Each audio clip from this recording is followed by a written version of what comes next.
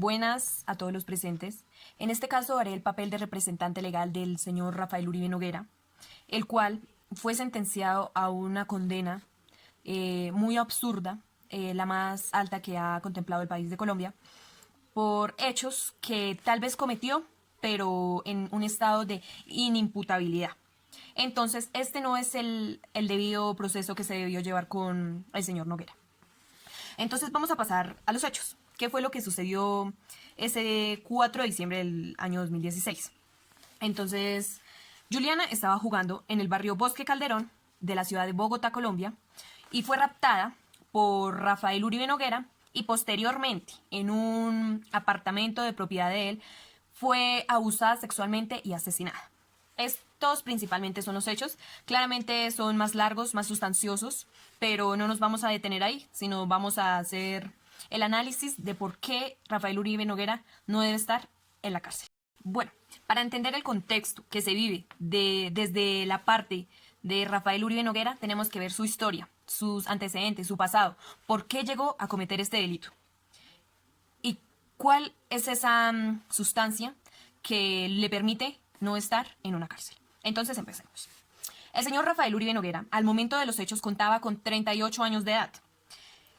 Nació en una familia adinerada de la ciudad de Bogotá, muy prestigiosa, y su padre, quien fue decano en ese momento de la Facultad de Arquitectura de la Universidad Javeriana, y su madre es María Isabel Noguera.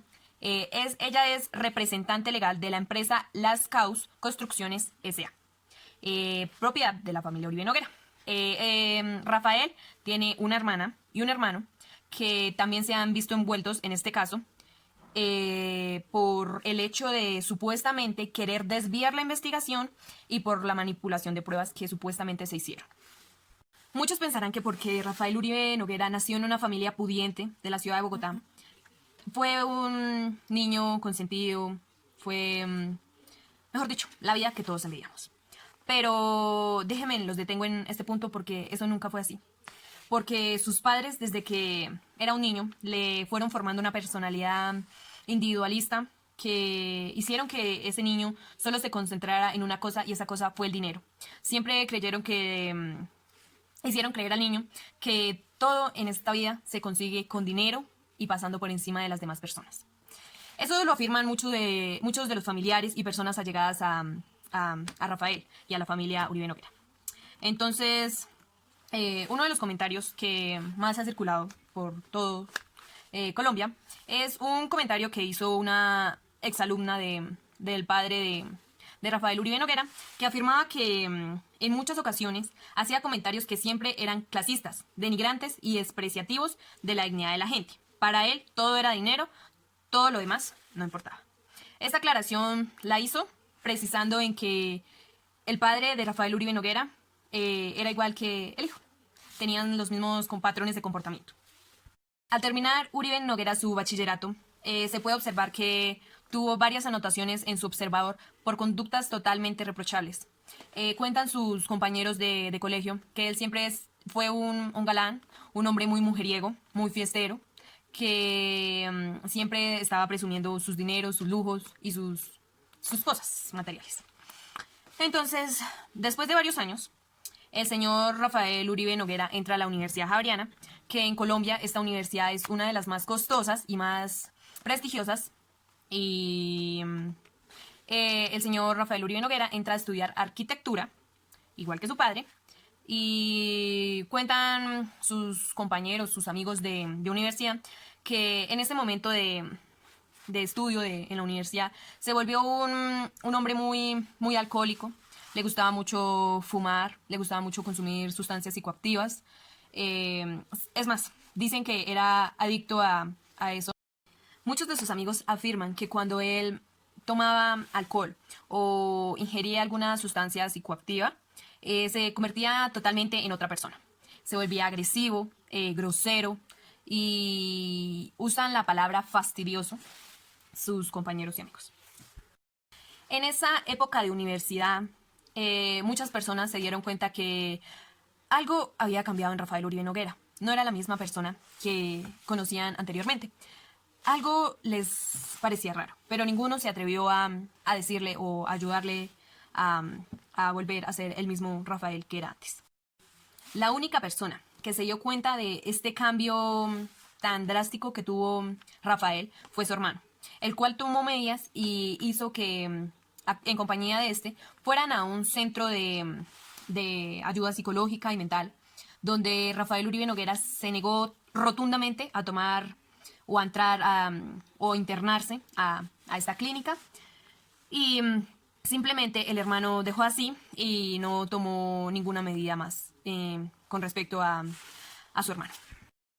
Bueno, entramos a ver por qué Rafael Uribe Noguera no debe estar en la cárcel.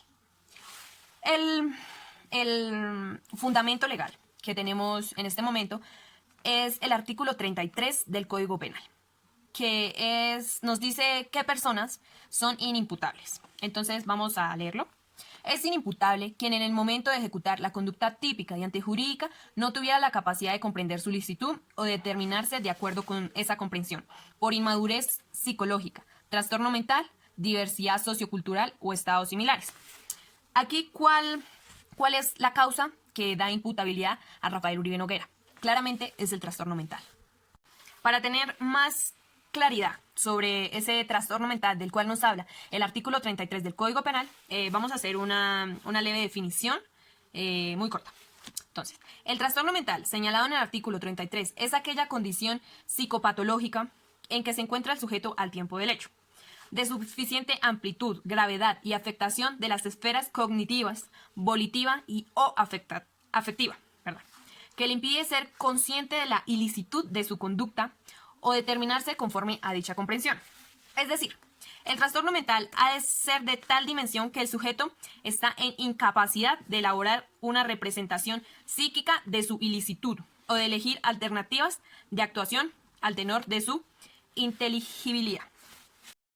Para poder entender y saber por qué Rafael Uribe Noguera es inimputable y por qué trastorno mental es inimputable, debemos observar que el señor Rafael Uribe Noguera, al momento de los hechos, no tenía una plena conciencia de lo que estaba haciendo.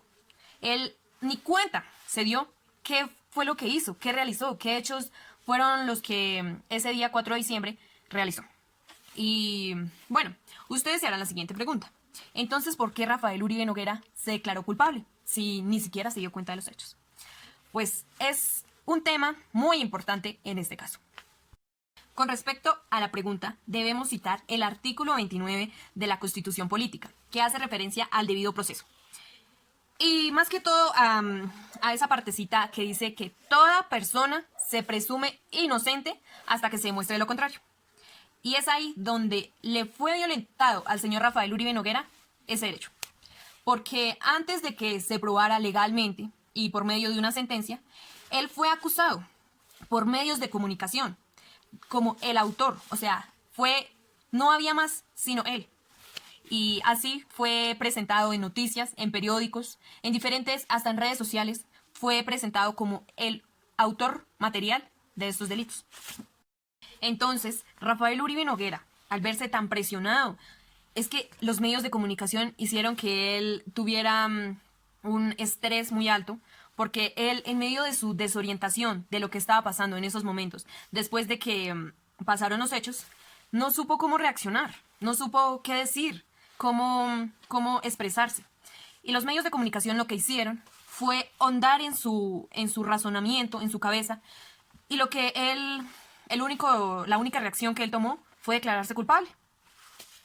Aquí tengo que hacer un leve paréntesis sobre el trastorno mental que fue creado por los padres, por la vida que llevaba Rafael Uribe Noguera.